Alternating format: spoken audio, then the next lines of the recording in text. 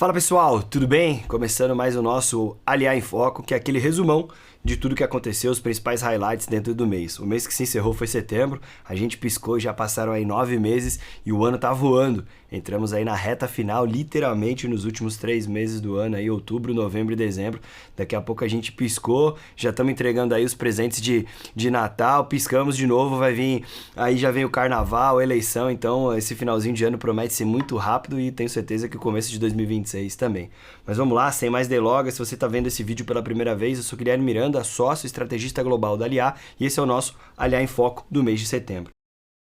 Vamos lá. Eu acho que o mês de setembro ele trouxe um amparato e um resumo de diversas coisas, né? A gente teve a super quarta, que foi divulgação de resultados tanto na taxa de juros brasileira quanto na taxa de juros americana. Vamos falar isso um pouquinho mais para frente. A gente trouxe volatilidade, mas a gente trouxe também números muito bons. A gente viu o dólar baixando ali quase 5,29, né? Um momento histórico para quem estava vivendo um dólar ali no começo do ano de quase 6,30. E a gente viu a bolsa batendo recordes históricos, renovando o que a gente chama das máximas históricas, ali mais de 147 mil pontos.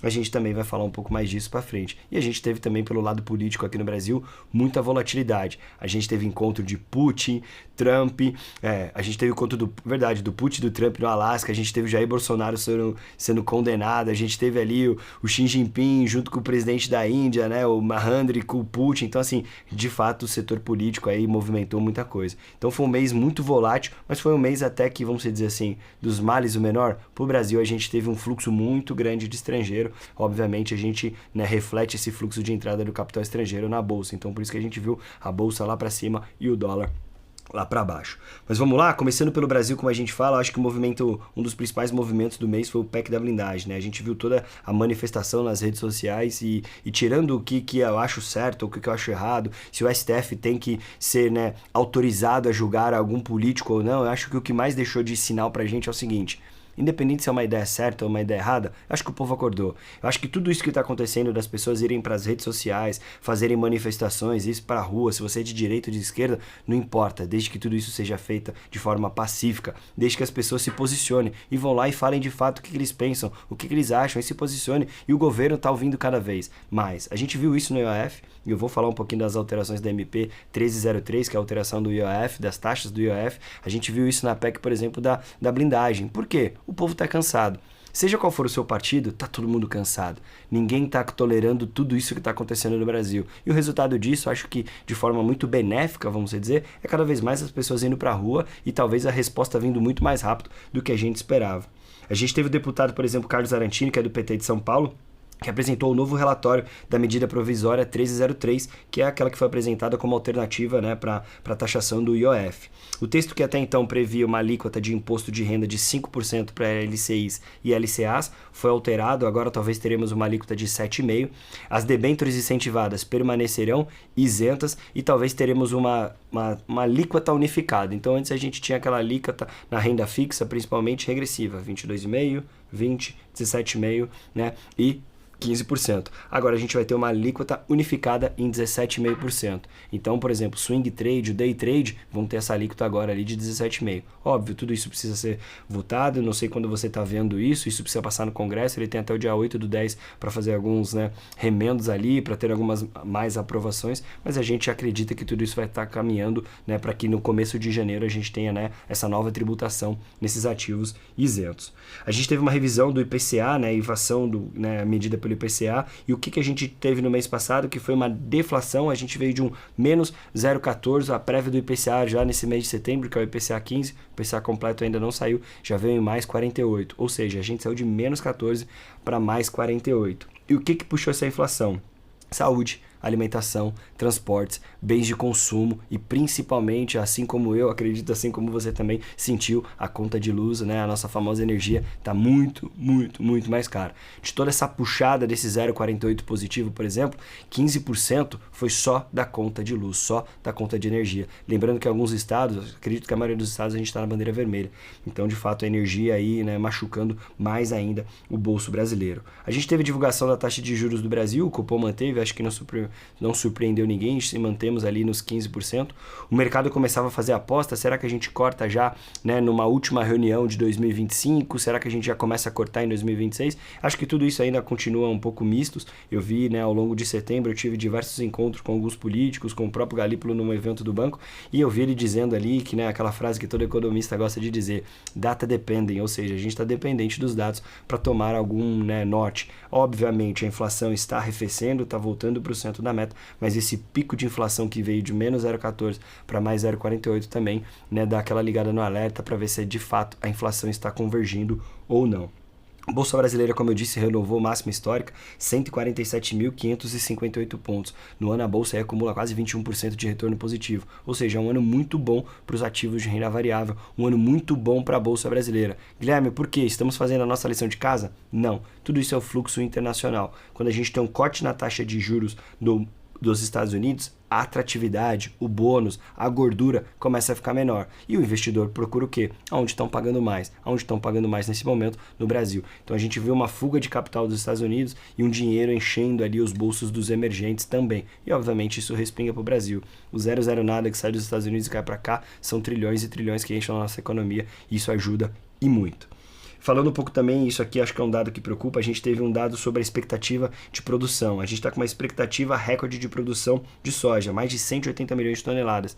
Ótimo, mas o que preocupa mesmo é que o agro puxou novamente a fila aí. No segundo TRI, o agro foi responsável por 32% de todos os pedidos de RJ que teve no Brasil. Ou seja, 565 empresas que pediram RJ do Brasil são do agro, e o agro novamente vai puxar isso nesse terceiro TRI. A gente viu isso, por exemplo, até nos dados divulgados do Banco do Brasil, que teve o balanço ali muito amarrado com o endividamento que subiu muito, então assim, tá muito difícil. A gente tem alguns momentos que a gente começa a olhar ali alguns dados, né, de índice de endividamento, tanto de pessoa física quanto de pessoa jurídica. A gente tem basicamente hoje um dado, não sei se todo mundo tem ciência, que quase que 50% de toda a população adulta tem um endividamento ativo e 33% de toda a população adulta, né, pagante, economicamente ativa, tem dívidas em vigência, ou seja, em dívidas em aberto com mais de 90 dias. O que isso quer dizer? A gente tem muita gente com dívida aberta, tanto pessoa física quanto pessoa jurídica. O endividamento de fato está machucando não só o bolso do brasileiro, está machucando por causa das taxas, está machucando o balanço das empresas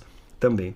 Falando um pouco dos Estados Unidos, acho que toda essa tensão orçamentária que a gente viu e o que era para ser o risco de um shutdown, não sei quando você está vendo isso, provavelmente se você estiver vendo isso na primeira semana de outubro, já aconteceu, porque aconteceu bem na virada ali, à 00:01 a gente teve o shutdown e a gente vai falar um pouco mais disso ao decorrer do mês de outubro, mas de fato o que era uma tensão veio concretizado. O Fed iniciou o tão esperado ciclo de corte de juros, né? Não surpreendeu, todo mundo já esperava isso, veio um corte ali de 0,25%, estamos numa base, né? Agora lembrando que a taxa de juros americana, ela faz um trade dentro de uma base, ela tem o que a gente chama de range, então ela está entre 4 e 4,25. O mercado agora aposta, né, já qual será a magnitude, ou qual será o volume, o tamanho dos próximos dois cortes, já dando como dois cortes certos para a taxa de juros americana.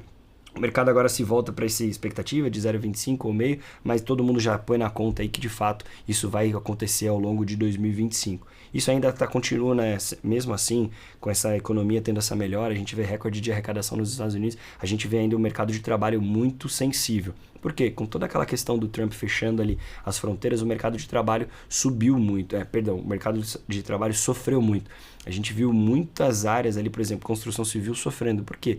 Grande parte da mão de obra dessas áreas, dessas construções civis, por exemplo, eram de imigrantes. E essa mão de obra, né, diminuiu. E o próprio americano não está, talvez, não vou dizer que ele não está se sujeitando a trabalhar, mas ele tem uma mão de obra que talvez estava qualificada para um outro setor. Então existem alguns setores que perdeu um pouco mais. Acho que o nome que a gente ouviu falar muito no mês de setembro foi a famosa estagflação, que é quando o crescimento econômico fica baixo ou negativo ou dentro de um volume não atrativo, a gente tem uma inflação alta e persistente e um desemprego elevado. O crescimento econômico dos Estados Unidos está ok, está bem, a gente tem uma inflação elevada que está começando a convergir e a gente tem um desemprego ainda, né, que está numa máximas ali que não, essa tríade, esse combo não fica perfeito. Por isso que a gente tem esse momento que todo mundo fica com esse risco de estagflação. Porém, a gente vê que tudo isso demonstra, né, que a tentativa, né, do governo americano de cortar a taxa de juros para ver que a inflação vai para baixo, obviamente vai acontecer, mas talvez a gente vai ter que ver mais alguns dados ali para que tudo isso ocorra de forma mais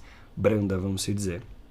Falando um pouco rapidamente aqui da China, acho que a China é um pouco mais do mesmo. A gente vê, né, a China ali, os incentivos do governo tá vindo muito forte para a China, principalmente no mercado financeiro e no setor de construção. A gente viu ali alguns pilares sendo formados na economia chinesa, do governo ajudando ali alguns setores de forma muito, vamos dizer assim, muito voraz. Mas eu acho que o que mais chamou atenção foi essa tríade, né, de China, Índia e Rússia, né, o que a gente chama de RIC, né, que é a Rússia, Índia e China, cada vez mais próximo. A gente viu no setembro que teve um evento, né, na China e foi chamado Putin, foi chamado ali o presidente da Índia, se não me engano é Mehandri, me corrijam se eu estiver errado, Mehandri, acho que é isso, Mehandri é assim que se fala, e aí a gente viu tudo isso acontecendo e cada vez mais eles estão próximos ali, então o mundo já começa a observar que talvez o BRIC já não é mais o BRIC, agora o RIC é o que pode incomodar.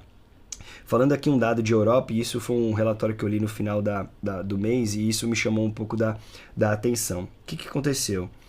A gente tem um grande consumo de carros elétricos agora no mundo, né? Se você é daqui do Brasil, a gente viu a enxurrada de carros elétricos que a gente está vendo por aqui. E se você é do estado de Goiás, a gente vê, por exemplo, a quantidade de BIDs que a gente tem na rua. Qual que é o impacto disso? Por um lado, a gente pensa em SD, impacto, modernização e tudo mais, e tá tudo certo. Mas por outro lado, olha como o mundo é dividido em duas vertentes, em dois lugares. A Europa, né, que é uma matriz muito grande de veículos, já começou a sentir o impacto dessa quantidade de carros elétricos. Eu estava vendo esse relatório da Stellantis, que é a dona da Fiat, Ferrari, dizendo que ela diminuiu muito e teve já um agravamento muito forte na produção de Ferraris e carros devido à quantidade de carros elétricos que invadiram a Europa. E por outro lado, a China também vive esse problema. Pô, Guilherme, como assim? A China produz o carro elétrico e está com esse problema? Sim, a modernidade e a inteligência artificial está chegando de um ponto que antes você precisava ter talvez 10 mil funcionários dentro de uma fábrica da China de carros para fazer uma determinada peça. Isso agora está sendo automatizado por inteligência artificial. E como que você supre uma população de quase 2 bi de pessoas? Perdão, uma população de mais de 2 bi de pessoas ali? Porque muita gente precisa do emprego, tanta gente nessas fábricas precisa do emprego. Então você vê como que a moeda gira dos dois lados.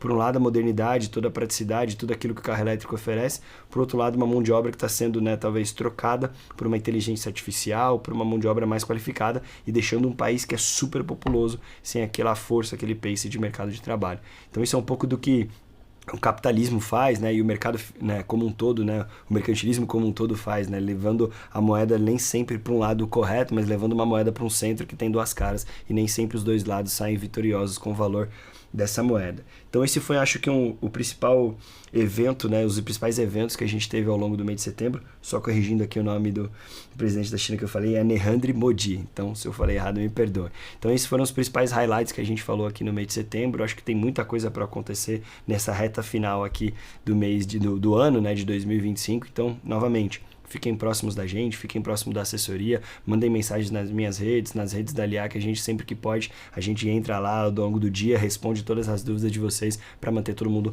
atualizado no máximo possível. Fechado, pessoal? Obrigado, um bom mês para todos e até a próxima. Valeu!